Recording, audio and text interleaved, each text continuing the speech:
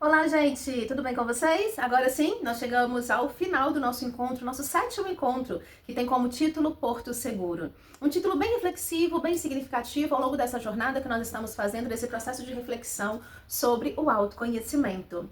E quando nós falamos, desse título Porto Seguro, que existem aí duas analogias, dois critérios. Um deles é aquele porto que vem à nossa mente, que é um estado físico sólido, e fazendo essa comparação dos barcos, que vêm pelo mar, pelas suas embarcações, e por inúmeros motivos, embarque e troca de carga, manutenção, combustível, troca de equipe, tem ali um porto seguro para que haja essa manutenção ou essa troca, até seguir viagem novamente.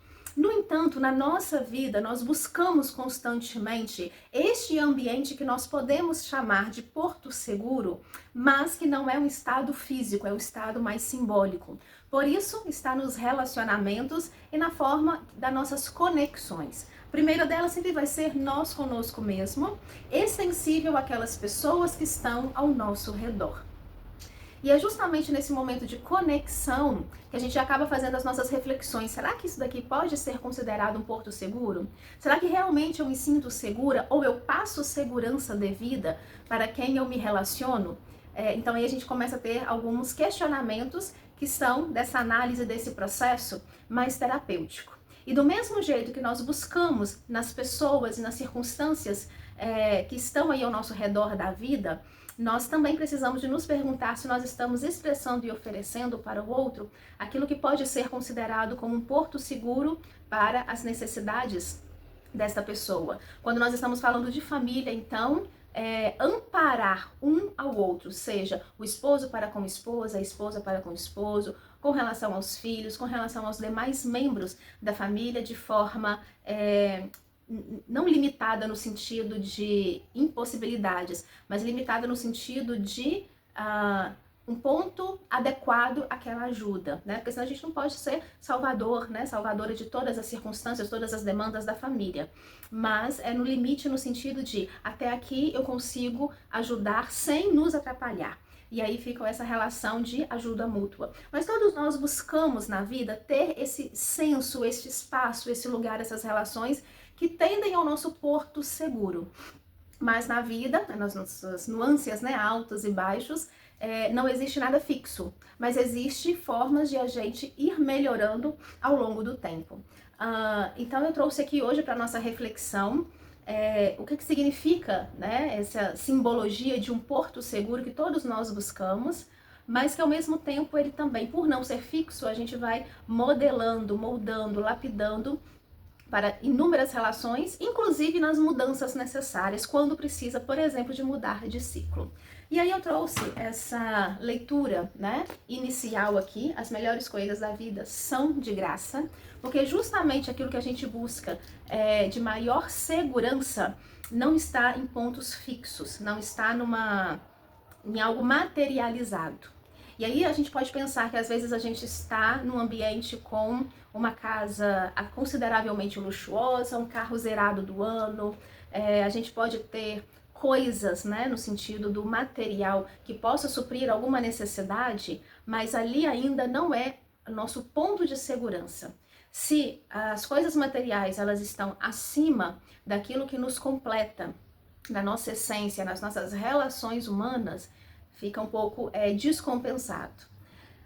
Muitas das vezes aquele ambiente consideravelmente mais simples, mas se tem afeto, empatia, respeito, compreensão, empatia, amor de verdade, que é expresso nas atitudes, não é só um mero sentimento, ali sim a nossa alma, o nosso coração, ele se aconchega mais. Então, esse livro aqui, As Melhores Coisas da Vida São de Graça, é quando a gente está falando de amizade, de família, de companheirismo, de verdade, de honestidade, entre muitos outros atributos, Muitas outras coisas que a gente vai buscando na vida, No nosso sumário aqui, por exemplo, a gente tem família, amigos, criança, fé, esperança, amor, metas pessoais, trabalho significativo, voluntariado inspirador, o simples que dá prazer, rir com alegria, prodígios naturais, boa saúde, recordações, repouso e um roteiro de estudos.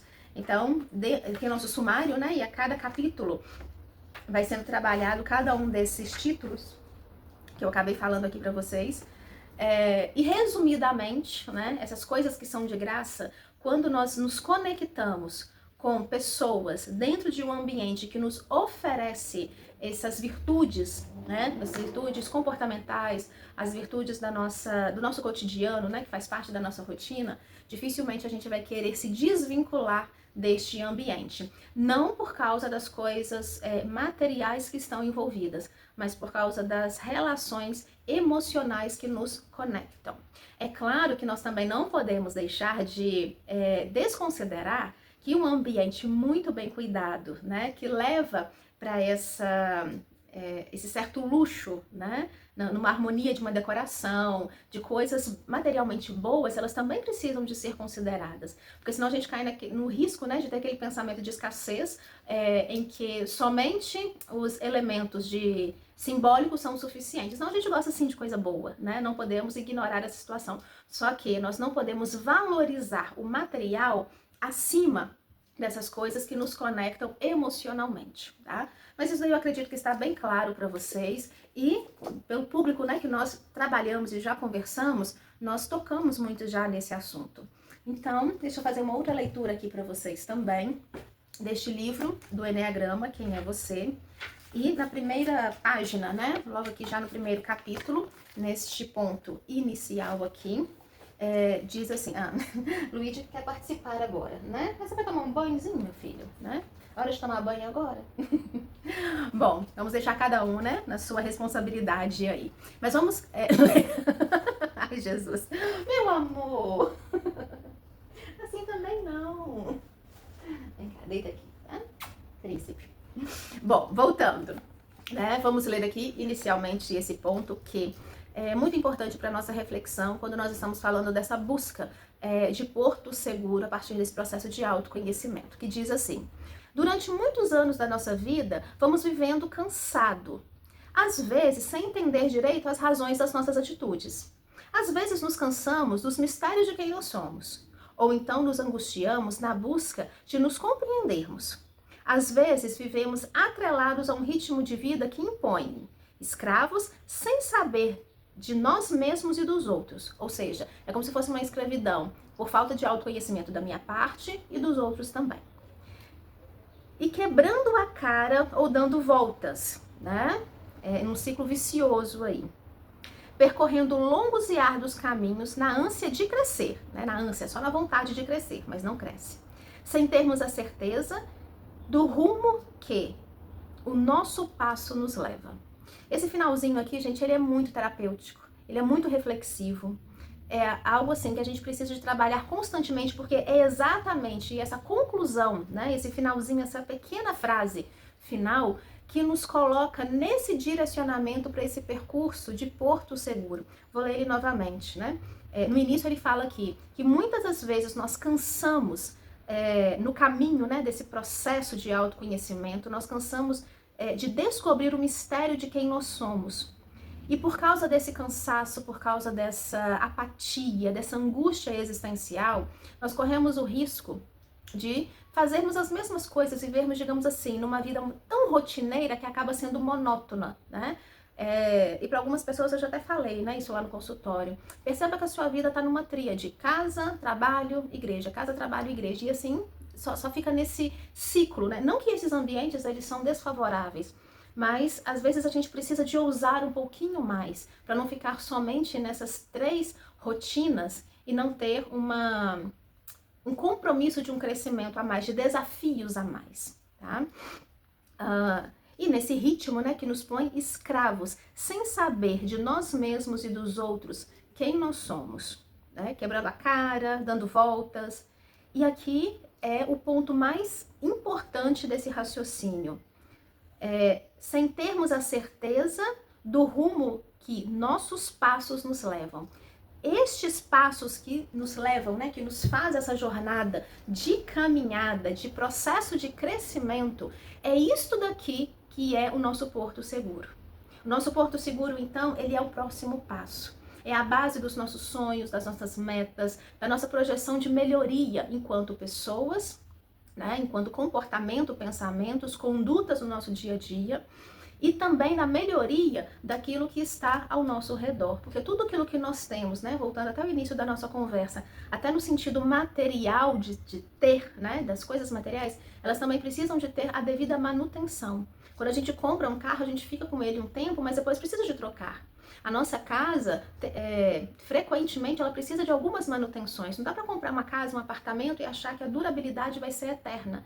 Precisa de manutenções, ou seja, precisa sempre de um passo que nos coloca à frente de alguma coisa. Então, toda melhoria, ela implica mudanças para a gente ter uma disciplina, um objetivo para se chegar até ela.